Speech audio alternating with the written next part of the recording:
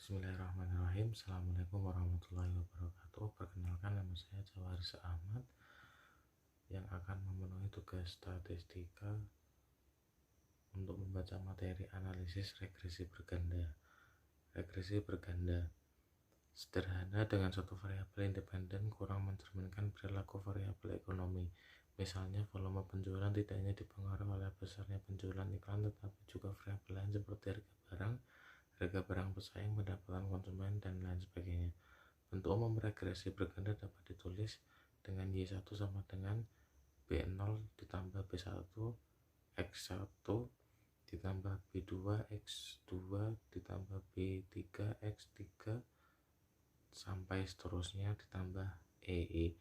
Misalnya kita mempunyai dua variabel independen, yaitu Y1 sama dengan B0 tambah B1 X1 tambah B2 X2 tambah E. B dan B1 dan B2 merupakan koefisien dari regresi parsial. B1 adalah mengukur perubahan rata-rata atau nilai harapannya terhadap perubahan per unit X1 dengan asumsi variabel X2 tetap. B2 mengukur perubahan rata-rata atau nilai harapan Y terhadap perubahan per unit X2 dengan asumsi variabel X2 tetap. Regresi berganda metode OLS. Metode OLS untuk mendapatkan koefisien regresi berganda yaitu dengan rumus yang ada di slide. Kemudian regresi berganda asumsi OLS yaitu ada satu hubungan antara variabel dependen X dengan variabel independennya adalah linear. Yang kedua, X nilainya tetap untuk observasi yang berulang. Dalam regresi berganda diasumsikan tidak ada hubungan linear antara variabel independen atau tidak ada multikolinearitas. Yang ketiga, nilai harapan.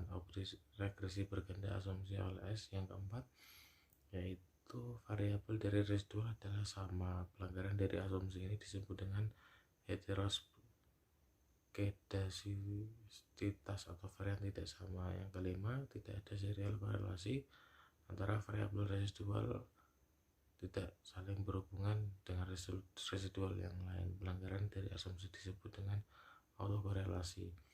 Yang keenam, variabel residual berdistribusi normal. Kemudian, jika asumsi 1-5 terpenuhi, menghasilkan estimator yang tidak bias, linear, dan mempunyai varian yang minimum.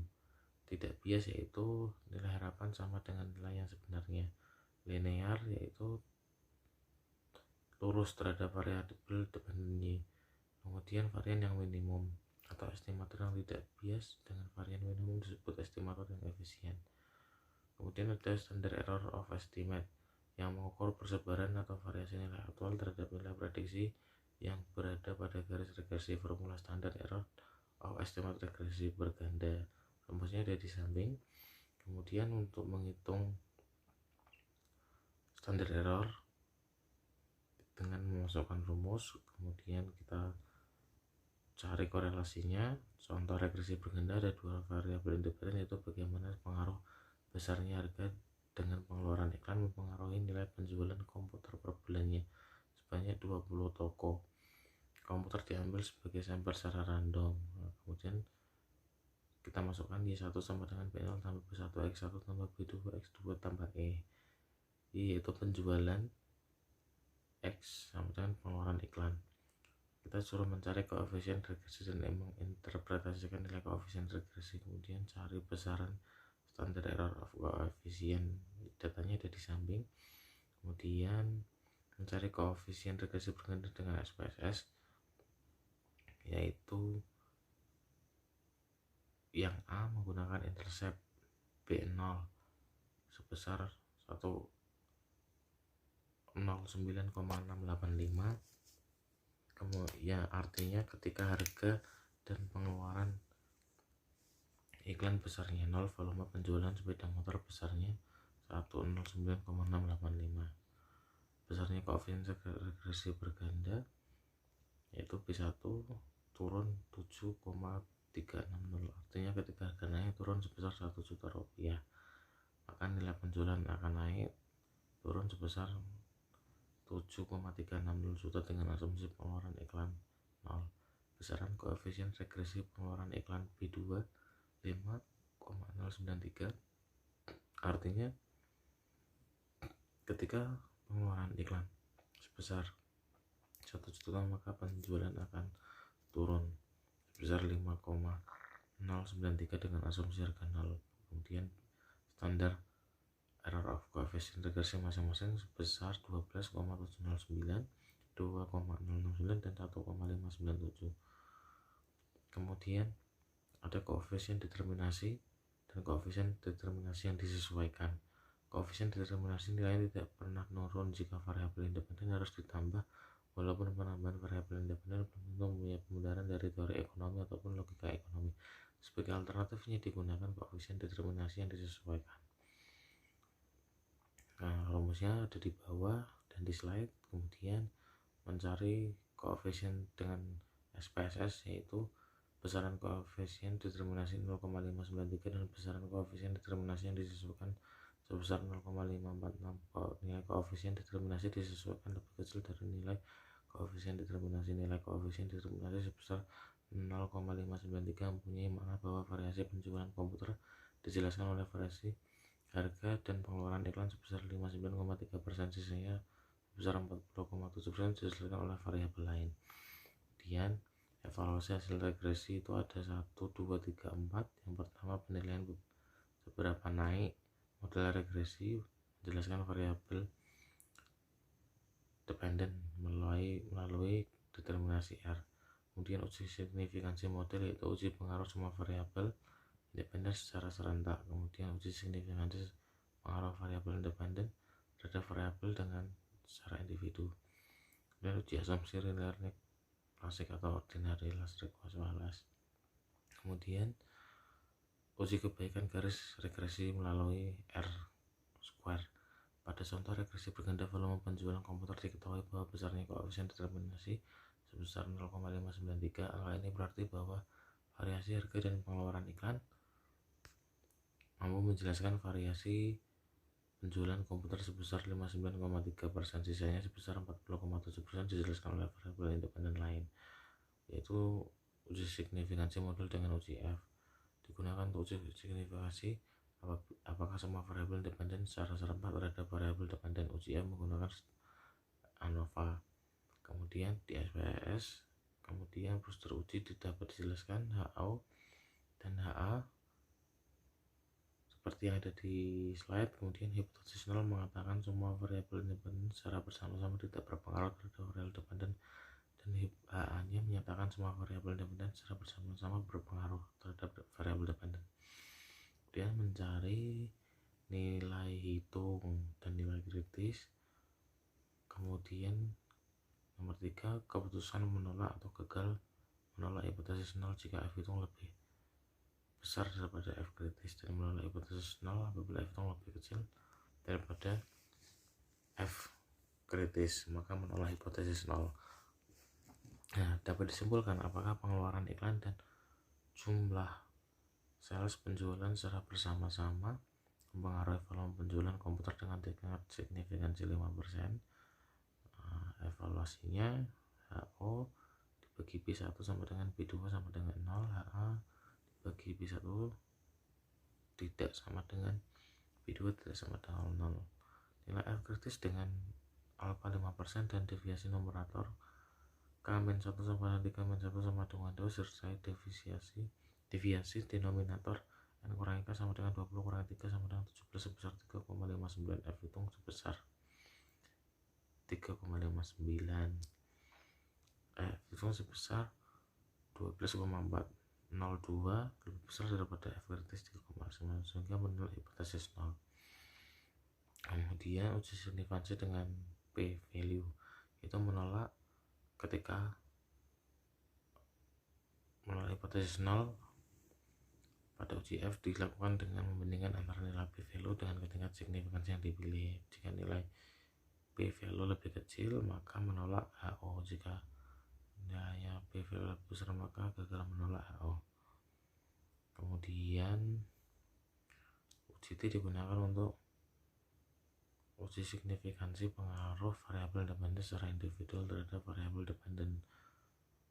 Kemudian uji T itu T kritis dari tabel distribusi pada alpha dan degree of freedom sebesar n kurangnya di mana n jumlah observasi dan k jumlah parameter estimasi nilai T hitung dicari dengan formula yang ada pada rumus di slide. Kemudian membuat keputusan jika nilai T hitung lebih besar dari T kritis maka menolak HO, jika T hitung lebih kurang maka gagal menolak HO. Dengan yang ada di slide. Kemudian nilai probabilitas di dalam signifikansi variabel independen adalah probabilitas menolak hipotesis yang benar. Semakin kecil alfa berarti semakin kecil probabilitas menolak hipotesis yang benar. Alfa biasanya ditentukan sebesar 1%, 5%, dan maksimal 20%. Nilai p-value adalah probabilitas pada tingkat signifikansi yang dapat berkaitan dengan besarnya nilai alfa yang sebenarnya. Jika p-value lebih kecil dari nilai alfa maka kita menolak hipotesis 0. Jika p-value lebih besar dari nilai alfa maka kita gagal menolak HO. Kembali ke contoh regresi bergantung tentang pengaruh harga dan pengeluaran iklan dan terhadap volume penjualan komputer. Buatlah hipotesis pengaruh harga dan pengeluaran iklan. Buatlah uji T. Buat apa uji? Kemudian kita disuruh menguji ya. A. Variabel harga dan pengeluaran iklan berpengaruh negatif dan positif terhadap penjualan komputer. B. Evaluasi pengaruh variabel harga terhadap penjualan dengan T. Kemudian T hitungnya 7,360 di atau 2,069 sama dengan turun 3,557 hingga menolak HO. Evaluasinya itu T hitungnya 5,097 atau 1,597 sama dengan 3,189, artinya menolak hipotesis 0. Kesimpulannya pengeluaran ikan berpengaruh positif terhadap volume penjualan. Kemudian evaluasi pengaruh variabel independen dengan p-value. Kemudian evaluasi pengaruh variabel terhadap harga terhadap penjualan. Kemudian evaluasi pengaruh variabel pengeluaran iklan terhadap penjualan. Kemudian ada variabel independen kualitatif, yaitu variabel dilaporkan dalam bentuk angka numerik disebut kuantitatif. Variabel dilaporkan dalam bentuk atribut maka itu disebut kualitatif. Variabel kualitatif harus dikuantitatifkan dengan teknik variabel dummy itu memberi nilai 1 untuk yang punya atribut atau 0 untuk yang tidak punya atribut.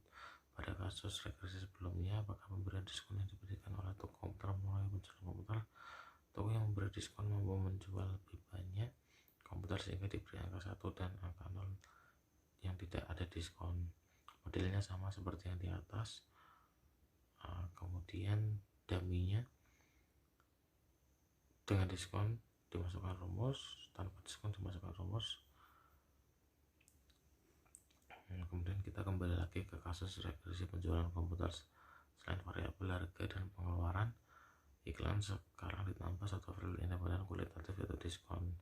Variabel kualitatif sebenarnya mempunyai dua kelas, yaitu toko yang memberi diskon dan toko yang tidak memberi diskon. Kemudian ada 5 soal di sini, itu datanya.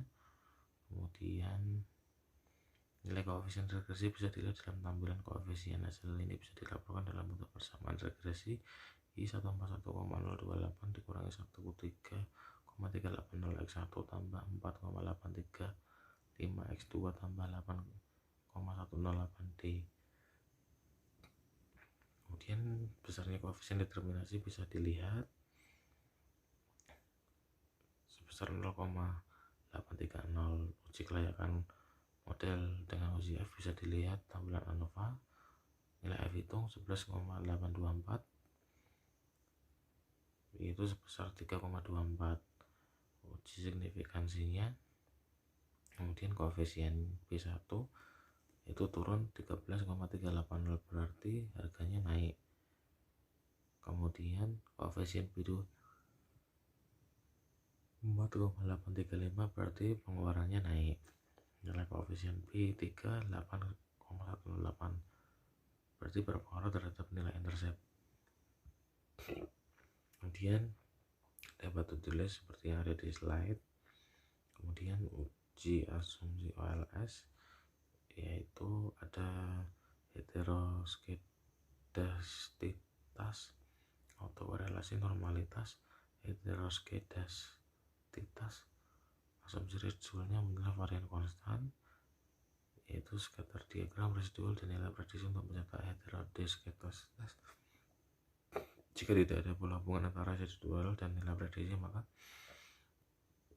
homoskedastisitas, dan jika sebaliknya heteroskedastisitas. Autokorelasi, asumsi residual tidak berhubungan. Metode turbin Watson, metode untuk mengecek autokorelasi. Untuk melihat turbin Watson bisa dilakukan pada slide. Kemudian asumsi residual disebutkan mengikuti distribusi normal. Histogram residual digunakan untuk melihat normalitas residual. Jika histogram mendekati kurva distribusi maka residual distribusi normal, dan jika sebenarnya maka tidak normal. Q kurangi Q plot antara standar normal data dan standar normal populasi juga bisa digunakan melihat normalitas. Jika ada hubungan linear antara keduanya maka mempunyai distribusi normal, dan jika sebenarnya maka tidak berdistribusi normal. Kemudian kembali ke kasus regresi pengaruh harga, iklan dan respon terhadap penjualan dari 20 toko. Ujilah apakah residual dari model regresi homoskedasitas tidak ada autokorelasi dan berdistribusi normal.